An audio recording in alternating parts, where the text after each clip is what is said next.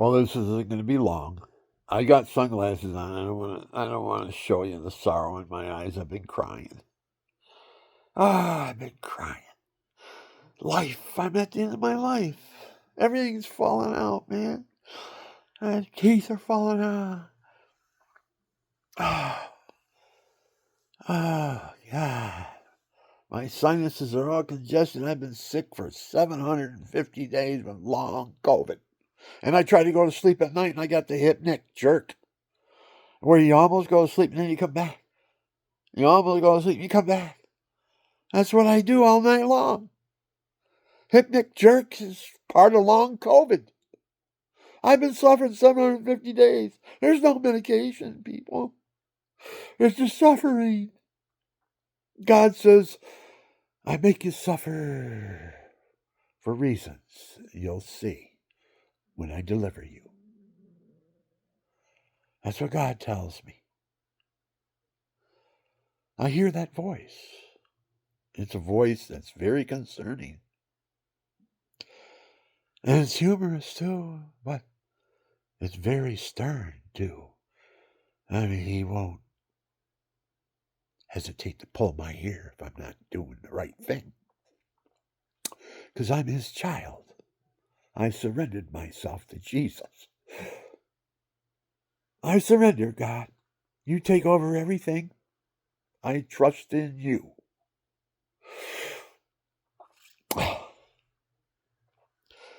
Will I ever get water wells to save the babies from being eaten by the crocodiles when they get a bucket of water out of that poopy river? They drink the water out. It looks like milk. Listen to my demon in the other room screaming at me now because I'm trying to tell the truth. They'll enter your spouse to get you back because you're right on the cusp. God's going to use you for something special. And you're right at the door. And the devil's sweating. He's in anxiety over you. That's what I was told by a prophet. If he was false or if he was real, that's yet to be seen, right? But God says everything seems like it's nothing when you're that close. Because the devil is trying to make you feel like a pollywog worm again. Because that's what he thinks you are. He thinks you're a sperm that God created into a mountain. Yeah, that's what's going to happen to us, people. We're going to become mountains, not sperm up a channel looking for life, looking for God. You had your chance. Did you take it? Are you going to take it? Confess your sins, receive the body and blood of Christ Jesus, and live forever. I tell that to my Muslim brothers and sisters that I used to be a heritage to when I was years and years, way back in my history. I must have been a Muslim because here I am, because they beheaded all the other ones. You were a Muslim or you got beheaded, man. And what are we doing? I've done some research because I don't know anything about my Arabic background. I'm Sicilian, and my grandfather was Sicilian, and he was from Naples, Italy. Also, he had that in him, but he was a Sicilian because Italy is Italy, and Sicily is the island. And they're all from North Africa. And they were taken over by the Arabs in 900 and 1100 AD. And if you weren't Muslim, you got your head chopped off. Just like they do today. Sharia law. They do that. There's things in Sharia law that should be omitted. I don't have anything against Muslims praying 5 times a day, worshiping God on their knees and bowing, and that's beautiful. There's nothing wrong in that. Nothing at all wrong with that. God enjoys it. He enjoys them 5 times a day that the Muslims worship it. But Allah and Elohim, are they 2 different people? Are we monolithic? Is that what you call it? Monotheistic? Monolithic. Monotheistic. Are we? If we are, then we have something in common with the Arabs and Muslims. Christians and Muslims have something in common. They believe in the Fatima, the Blessed Mother. They believe she's a great woman. They've even seen visions of her. Matter of fact, their sheiks are dying, and God's sending them back to life to tell all the people, come to Christ. If you don't believe me, go on the internet. Look at the sheiks that become Christian. One guy died, went back, and he was under orders to come back and do what he's doing right now. He's on the internet. I'm doing this spontaneously from my soul. I just said, I'm going to talk to myself. There's nobody to talk to, so I'm going to talk to myself. Nobody's going to listen to these tapes. Maybe 100 years from now, I'll be discovered. Who knows? Nobody's going to listen to me. I'm just an old man. And they'll say, oh, he's antiquated in this thing. Well, no, I'm not. I'm modern. I'm a modern thinker. I think that I don't, because I'm magisterium, I obey the magisterium before my thinking. Just let me put it that way. But I do think, and I have the opportunity of expressing my thoughts. And I hope they're holy, because I try to be as holy as I can be. I've been celibate 25 years, maybe 27 years. I don't know how long it's been now since we were 50. 49, 50. And we went celibate, both of us, my wife and I. And she's, we split up, so sleeping together. We didn't want too much temptation.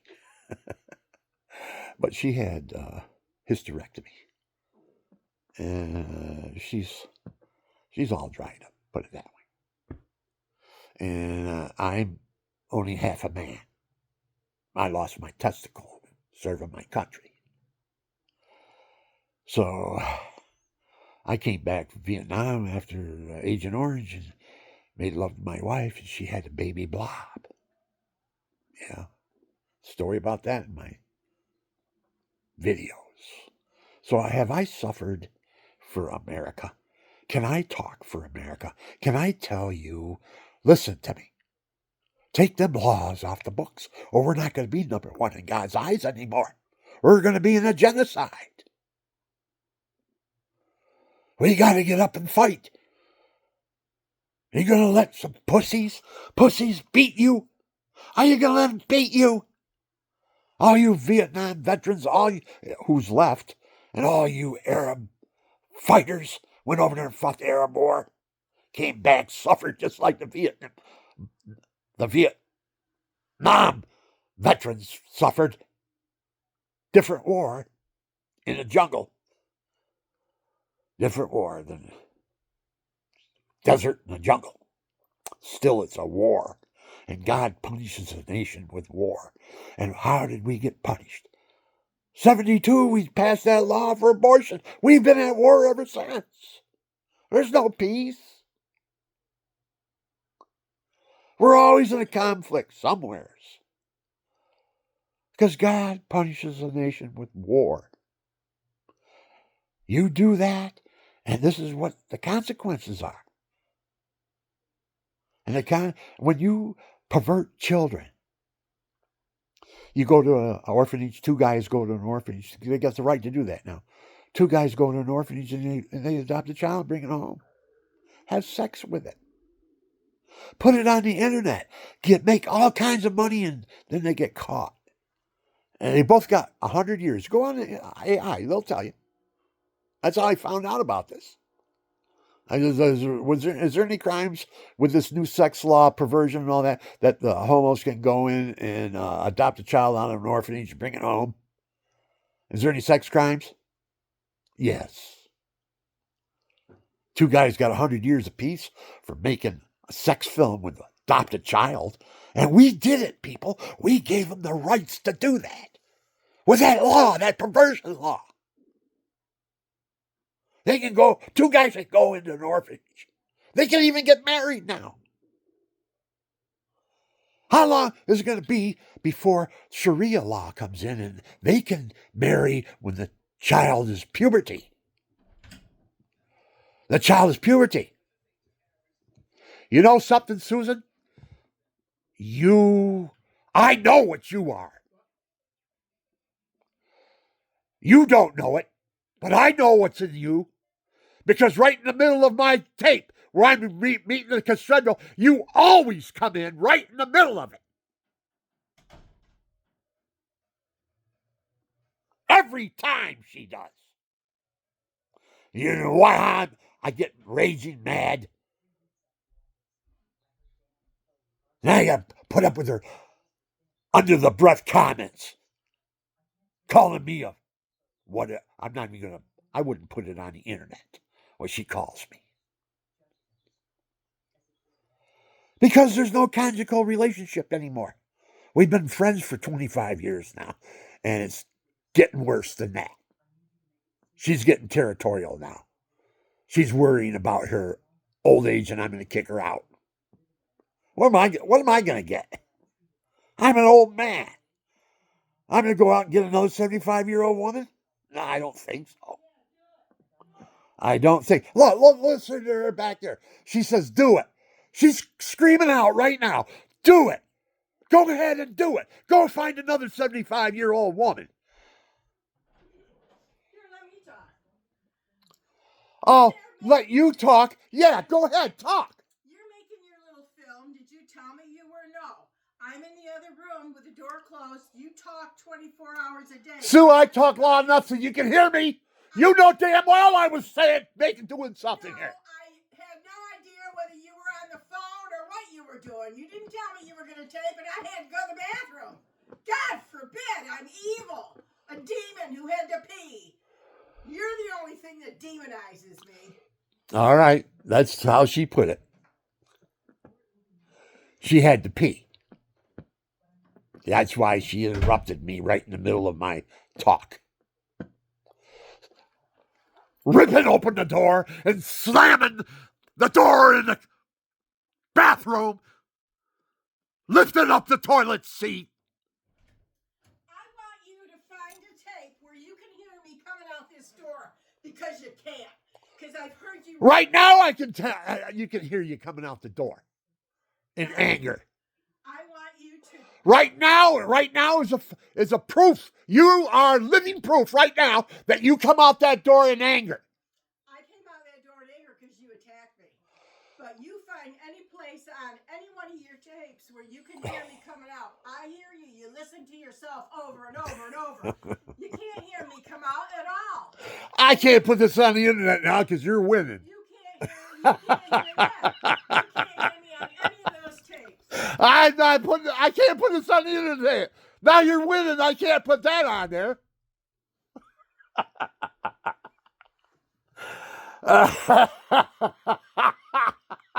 Shit. Shit.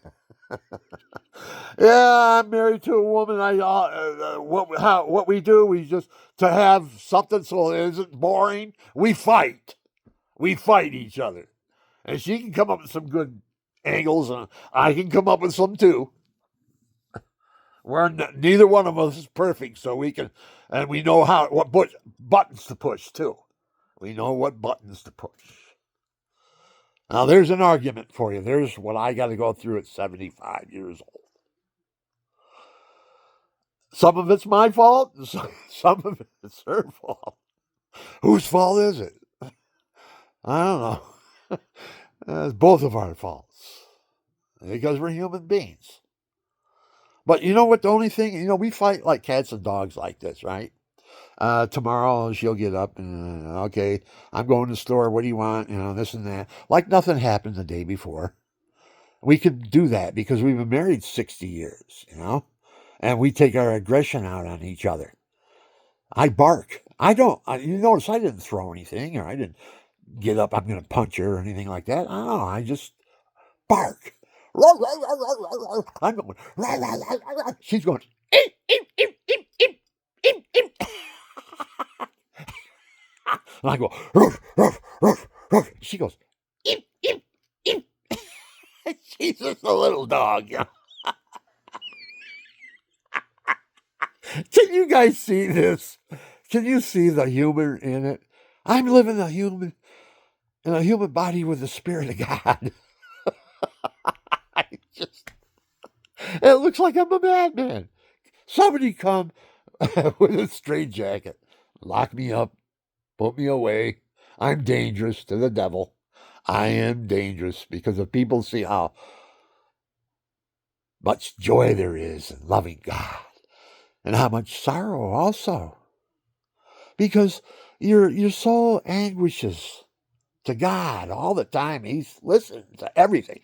I mean, he knows everything. All the stars that are in the sky, he knows everything about them. How great is our God?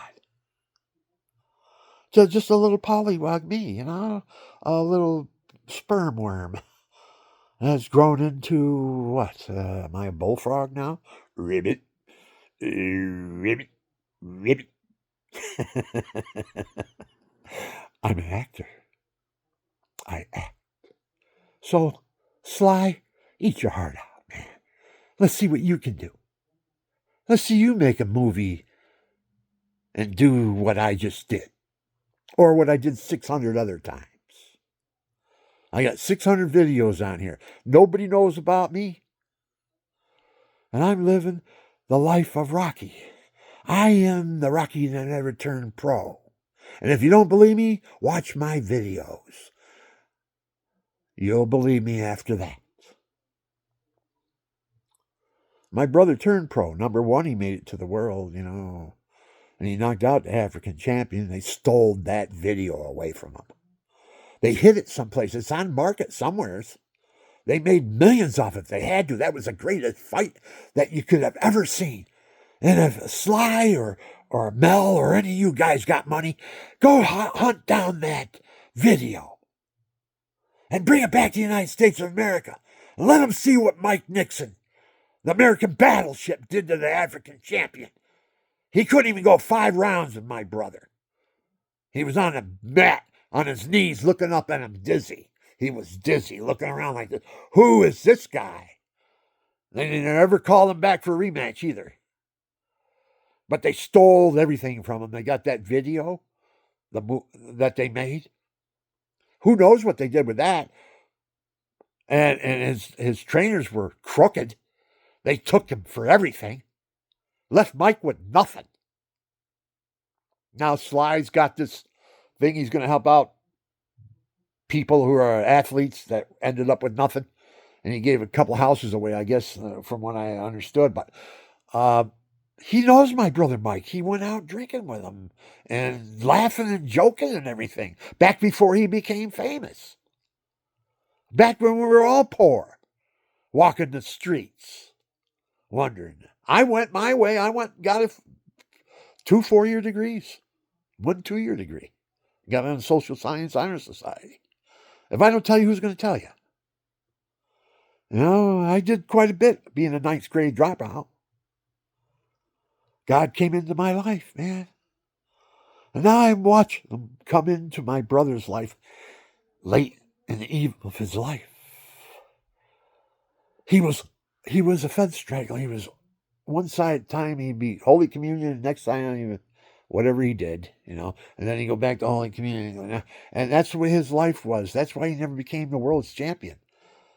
He had a chance to. Gil Clancy would have made him world's champion. But Mike being in New York, he wouldn't live long. Because he gets a few feeling goods in him. He's young. He wants to go out and party, after a fight or something, after being in the mountains for 8 weeks or something like that, and you come back and you fight your fight, and then you want to have some little R&R, you know? And you can get in trouble if you go to the bars in New York City, because none of my friends are alive right now that went to New York to live there. My friends, I mean the guys I hung around with. Tough guys. Got in fights in the bars all the time. I had one guy that he wouldn't go to a bar unless they had frosted mugs, because he would order a beer and he'd, I want a frosted mug beer. And he'd be drinking that frosted mug beer like this, you know. And then if anybody gave him any shit, wham on the head with that mug. Nobody gave him crap around here. But he went to New York and did that. Guess what happened? He ended up with an 8-inch knife in his kidney. Yeah, got knifed to death. Whew. Man, I've had him shot to death, knifed to death, mostly knifed to death. Friends or acquaintances, put it that way. The guy that was my Vic Weiss, he was my trainer out in California. Guess how he ended up? 2 bullet holes in the head and the back of his white Lincoln Continental. Brand new Lincoln Continental. They opened up the trunk and there he is laying there with 2 bullet holes in his head. And then I'm still there, you know. I'm still, what's going on, man? What's happening here? And I go into the office and there's new people that are in charge of his business. He had a great big business, Hollywood dealership. Everybody went to him, all the movie stars. He'd loan cars out to him and everything. He was famous. This guy was worth a lot of money. And he got me. And something happened and I left.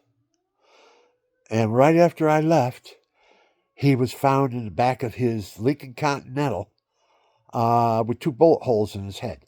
Now, I think it's because he didn't do his best to keep me. Because my brother was number 1 in the world, became champion, and I hit harder than he did. I'm sorry, Mike. I hit harder than you. You know I do. You know I do. Way harder than you. I mean, you can put a real hard punch in there, but I can hit harder. I hit like Mike Tyson. I put guys out in 30 seconds of the first round. The national champion. He became the national champion the next year. But that year, I had to fight the Navy champion in a tournament. And this guy was the favorite of the tournament. I had to fight him first before I went and fought the Navy champion. So I fought him. I got in the ring. I got to kill. I got in that ring, and the bell rang, and I went out, and I bobbed and weaved, went under his right hand. He threw a right hand, and I hit him in the side. I hit him in his ribs, and I busted them all, and he went down on the floor. They came in with a stretcher, took him out. They were trying to stall. Oh, see if they can get him around, because it looked like a lucky punch, you know. So they're trying to revive him. And I looked over to the judges, and I looked down there. If you put him back in here, I'm going to kill him. And they said, okay, fight's done. They quit trying to revive him. But he couldn't get up anyways, because all of his ribs are busted. But they were trying to get him. I saw them trying to get him to revive, you know, because it was a lucky punch, you know. That's what they thought. Well, it was my most powerful punch I ever threw at anybody. It was at the national champion the next year. Here's what happened. Then I fought the Navy champ. And I had him rocked in the second round. But I was weary of him because he was a Navy champion, you know. So I didn't really go in and get him like this guy here. I didn't know who he was. He's just a nobody. But he was the favorite of the tournament. And here's why. Because the next year, he goes and fights in the Nationals, and he has to fight the Navy champion. He knocks him out in the second round. This guy that I knocked out in the first round. He knocks the Navy champion out and becomes the national champion. Whoever that is. I can't even remember his name. It's been 50 years. I don't know. It's been a long time. I can't remember all that stuff. I don't dwell on it, but I know what happened. I went to Florida to go to college, wasn't in the tournament anymore. So this guy that I knocked out, who was the favorite, was the favorite, but not while I was in there. He wasn't the favorite because they said he could beat the Navy champion. They knew he could, and he did. He knocked him out in the second round in the nationals, became the national champion the next year. I never reached my full potential as a amateur fighter. I've got lots of stories, lots of gym stories. I fought some battles in the gyms, especially in Orlando. I fought top rated 10 in the world in my weight division down there. I did well. I didn't knock anybody out, but I stayed in there because it was just sparring, headgear on and all that stuff. But I did good. But I didn't have their win. They could go 10, 12 rounds, you know. Mine was up like I started getting tired around 7, then 8. And then you pound my head in there. If it's a 10 rounder, I'm done. You know, I can't fight again and lift up my arms. Because I only train for amateurs, 3 2-minute rounds. If I'll tell you right now, I would have challenged anybody because JT Dowell in Florida, he was Florida State champ, professional. I sparred him in the gym. And for 3 rounds, he couldn't even, he was so frustrated. After 3 rounds, I would have won the fight because I beat the piss out of him. I was all around, moving, bobbing and weaving, bam, bam, bam. He couldn't even get set on me. And in the 3rd round, he goes, "Hey, man," he says, "slow it down a little bit. We ain't fighting for money here." And I go, okay, I'll slow it down. So I slowed it down. As soon as I slowed it down, he went under my right hand and ripped a left hook into my ribs and put me on the mat. And I couldn't do nothing for 8 weeks, 10 weeks. They were all broke. He broke all my ribs. "Slow down, man. Hey, man, we ain't fighting for money here. Slow down." And I says, okay, you know, Mr., you know, I'm black too, you know. I got black in me. I'm northern black. I'm not Negro black. I'm African black. Northern Africa. I'm a Sicilian. We come from northern Africa. I have black in me. I don't know. I see a little black in there. I don't know. You see some black. I don't know. I got black. I got red in me too. Got all kinds of red hue. Red hue. I was born with red hair. Yeah. But anyways, I'm going too long here. Nobody will watch this because it says it's how many minutes. I can't even read the how many minutes, you know. I'm feeling better now, so maybe I can take off my glasses. I wanted to hide my sorrow because I was trying to talk to myself. You know, I go through all this, and I got to go through what I go through with my wife. You know, it's like you know how noisy it is if there was here's 2 cats making love. You know, like 2 skeletons, 2 cat skeletons making love on a tin roof. A lot of screaming and rumbling and all that stuff. That's how I fight with my wife. We get our anxiety out. I get my anxiety out. I don't hold it against her, and I don't have any. Next day, I don't even remember what I told her or said to her. But she does. She remembers everything I say to her. Jeepers. I forget. She says things back to me, you know, like "You're the worst. You're the worst mistake I ever made. Here's one. You're the worst mistake I ever made in my life, marrying you." My wife said that to me when in her anger, because we're so frustrated. We're old people now. We're dying. She's dying of diabetes. Real bad diabetes problem. Matter of fact, they're worried about operating on her other carotid artery. They said, well, let's wait a year. They wanted to do it right after the left. They wanted to do the right, you know, or was it right or left? I can't remember. I gotta think about it. I forget all the time too. I got the beginning stages of dementia. The beginning stages. I mean, I can think about a lot of things, you know, and I can analyze a lot of things. But remembering And I don't know, I might be getting better because you know what I'm doing? And you guys are going to laugh at this, maybe. I'm vibrating my brain. Watch. Here's what I'm vibrating it with. This thing right here. It's called an EPOV. I just discovered it on the internet. You know, it's got that pointed head. Now watch here. Watch the head on it. Watch. I'm gonna put my nose on it. See how the head just goes right in? It's very soft. Here, let me see. Come on now. All right, watch. I can show you. See how nice and soft that is? Okay, now watch. I'm going to turn it on. Here's what I do. And I'll tell you about taking the bags out from underneath your eyes, too. Because my bags are getting a lot better, man. And I see that therapy I'm doing on it. See, you can go like this with your eyes. You roll your finger like this and roll it up and get all that blood and put it down behind that bone and put it back down in the eye. Right? Now watch. Where did my bag go? See what I'm saying? Watch. Here's a bag, right? See the bag? Okay, now watch.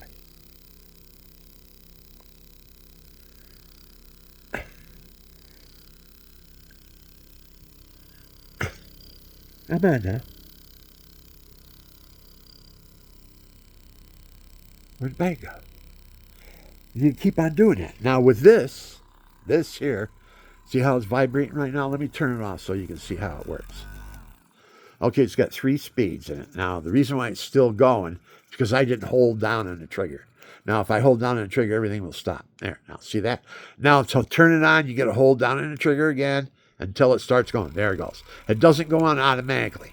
And then to go to the next stage, you have to hit the button again. It turns color like blue. See it? It turns blue color. Then it's higher, it's medium, and then high. Green. Green blue. And it's really high. And I like to use it on that. And I put it on the end of my nose. Oh, people, I'm telling you, I discovered something, man. I'm a reflexologist. I have a 2-year degree in sports medicine from St. Petersburg Junior College.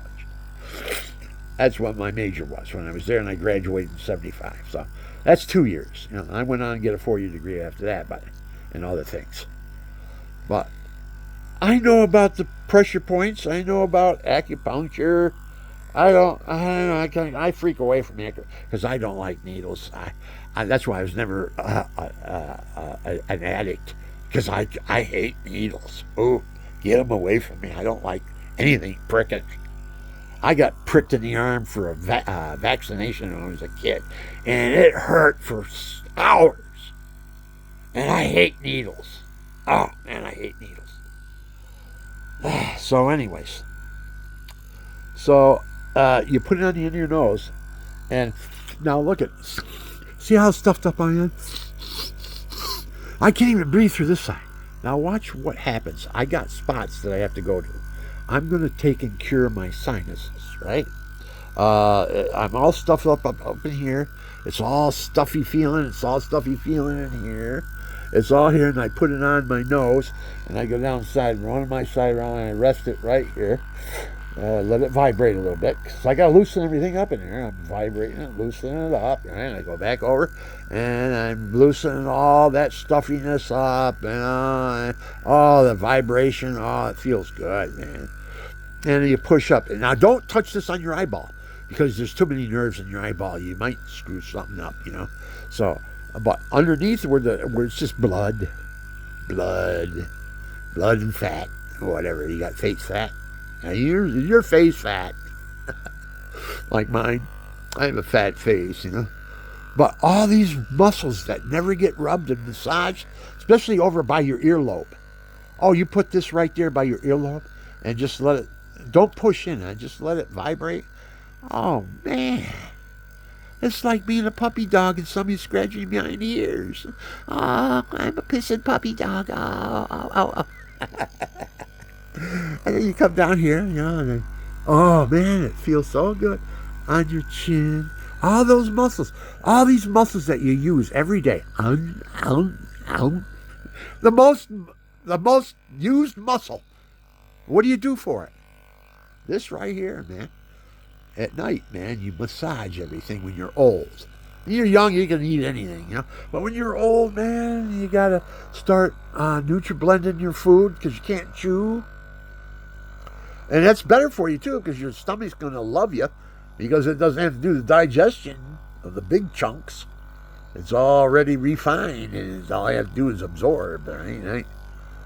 Yeah. Yeah. Listen to me, people. I'm simple. I'm not charging anything for this. But look I'm right here. I can't get off my ear. I don't want to leave it. I'm almost forgetting what I'm doing. Making a video. Okay, here we go. Whew. So now here's the trick. Now I want to take and clear my sinuses up. I'm going to show you how. I got to put this in my other hand because I got to put this one in my other hand. Amateur.